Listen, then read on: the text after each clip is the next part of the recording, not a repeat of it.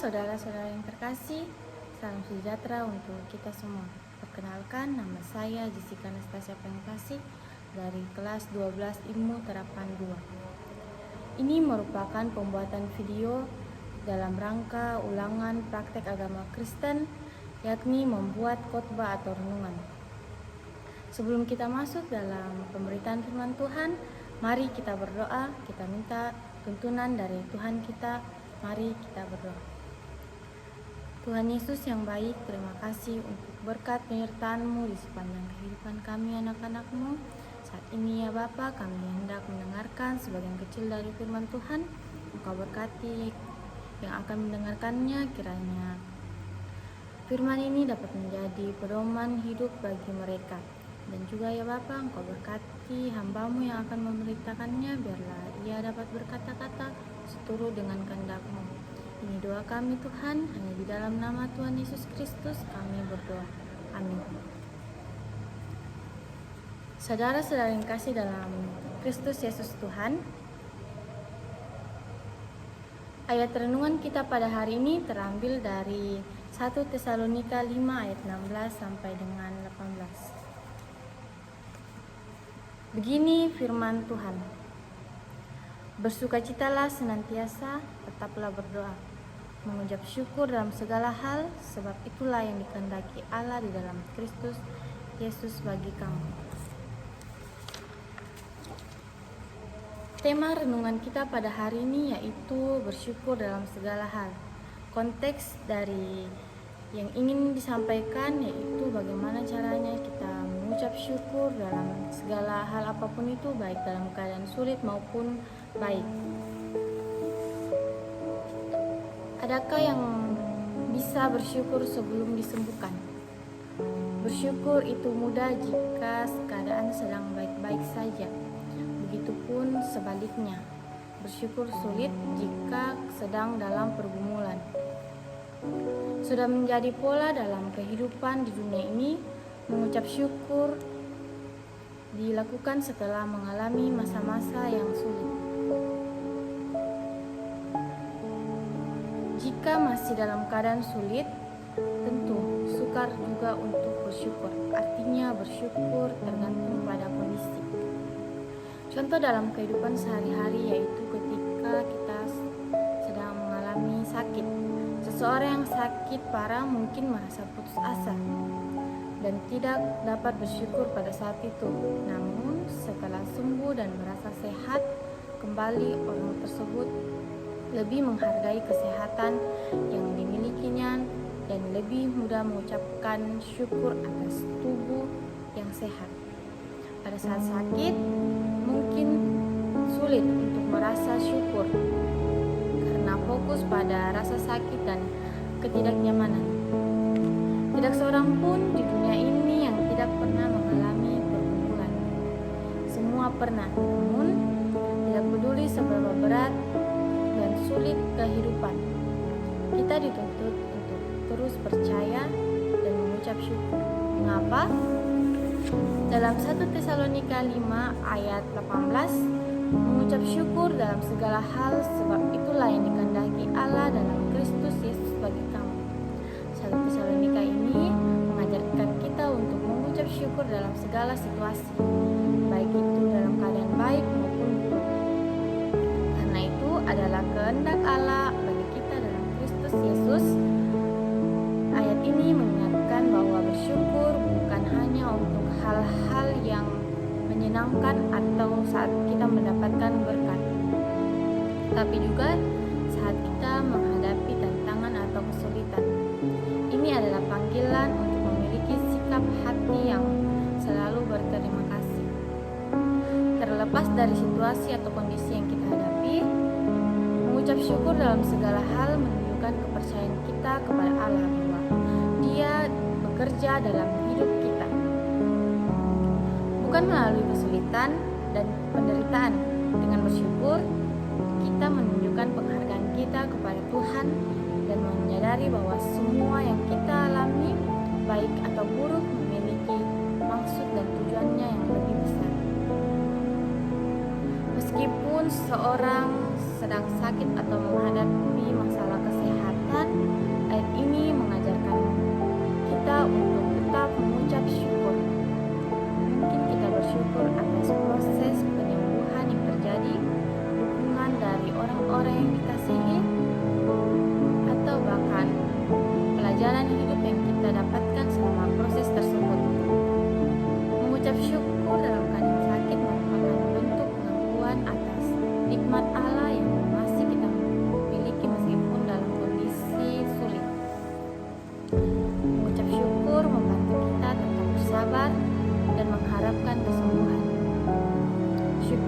mengingatkan kita masih banyak orang yang lebih menderita.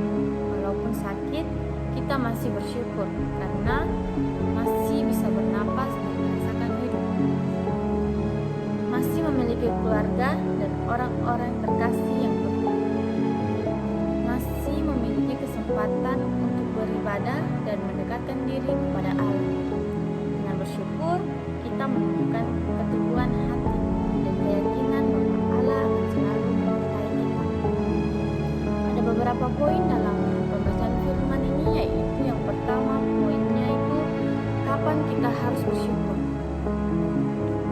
Bersyukur dalam segala hal artinya bersyukur bukan hanya karena mencapai sesuatu, namun bersyukur atas setiap hal yang boleh terjadi dalam kehidupan kita.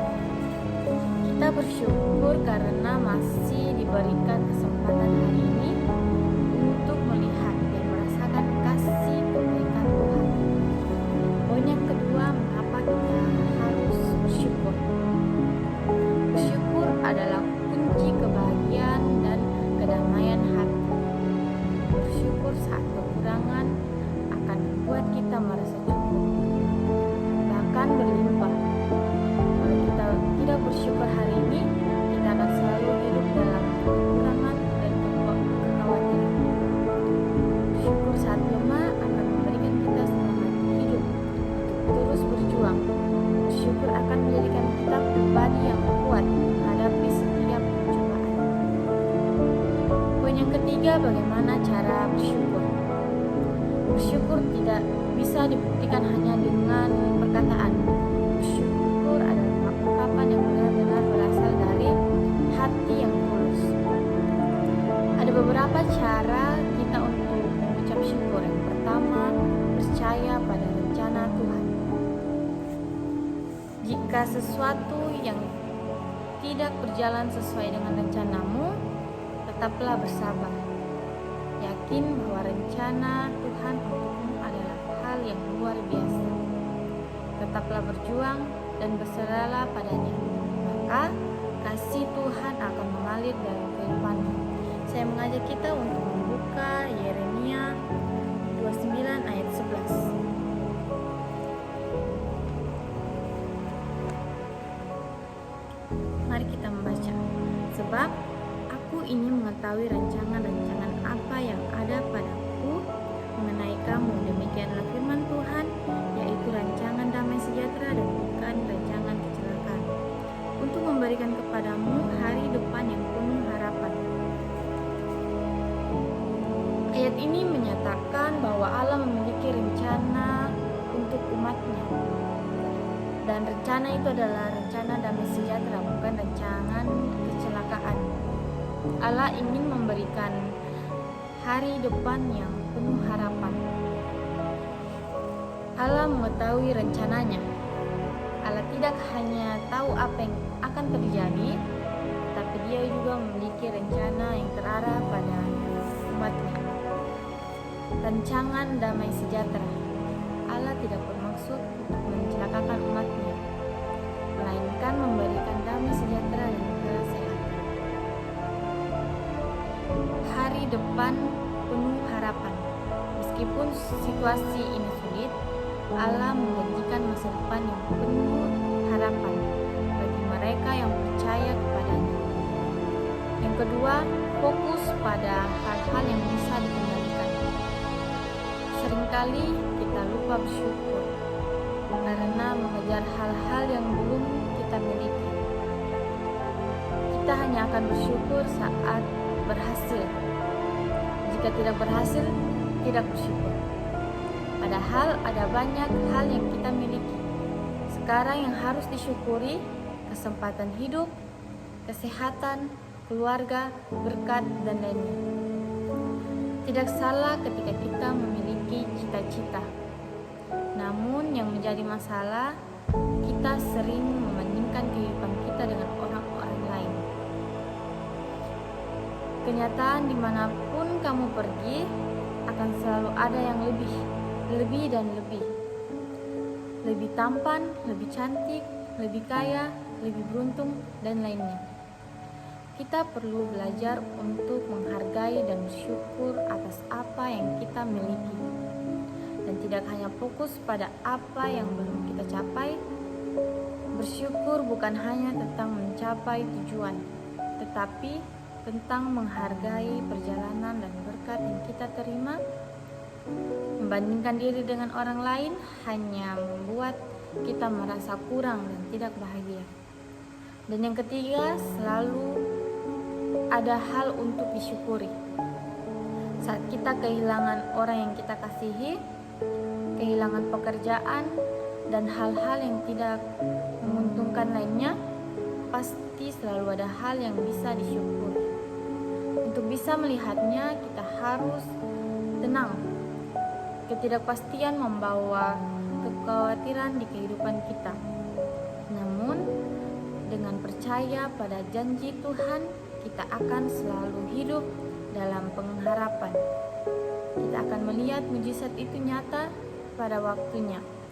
Saya mengajak kita membuka Filipi 4 ayat 6. Begini bunyi firman Tuhan, janganlah khawatir tentang apapun juga, tetapi nyatakanlah dalam segala hal keinginanmu kepada Allah dalam doa dan permohonan dengan ucapan syukur. Ayat Filipi 4 ayat 6 ini memberikan nasihat untuk tidak khawatir tentang apapun, tetapi menyerahkan semuanya kepada Allah melalui doa dan permohonan dengan ucapan syukur. Jangan khawatir. Ayat ini mendorong kita untuk tidak dibebani oleh kekhawatiran. Menyatakan keinginanmu. Kita diajak untuk mengungkapkan semua keinginan kita dan kebutuhan kita kepada Allah dalam doa. Doa dan permohonan. Doa dan permohonan adalah cara kita berkomunikasi dengan Allah. Ucapan syukur, saat berdoa kita harus ingat untuk bersyukur atas apa yang sudah kita miliki. Poin yang keempat, kenapa sulit untuk bersyukur?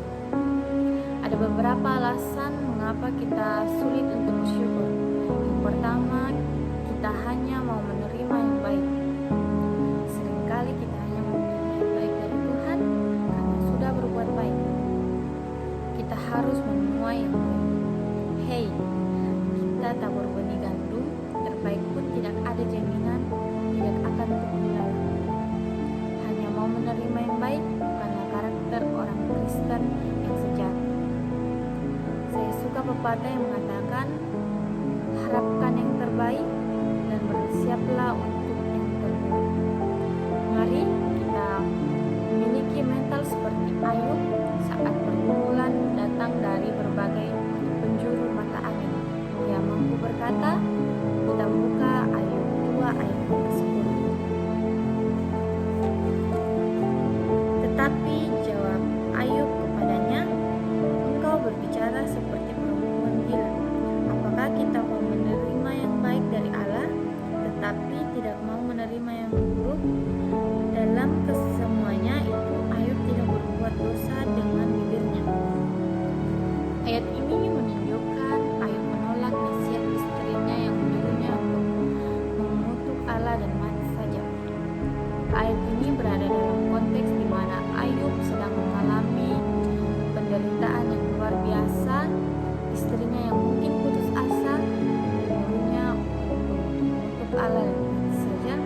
Ayub ini menolak saran ini karena imannya yang teguh kepada Allah.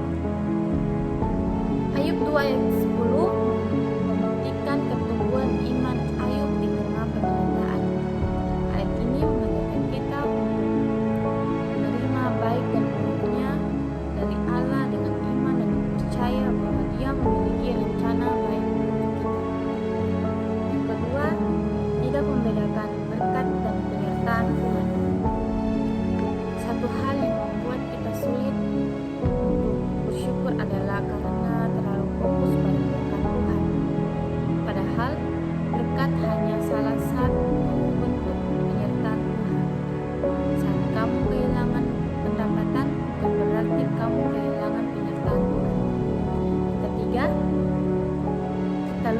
kunci kebahagiaan.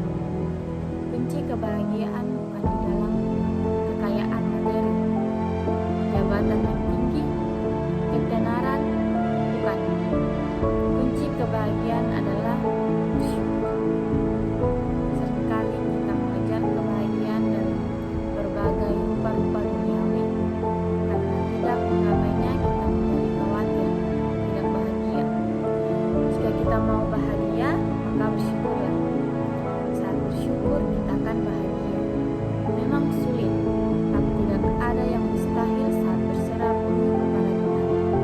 Satu lagi, sekuat-kuatnya manusia yang dapat membangkitkan semangat adalah iman kepada Tuhan. Karena itu, mari bersyukur dalam segala hal.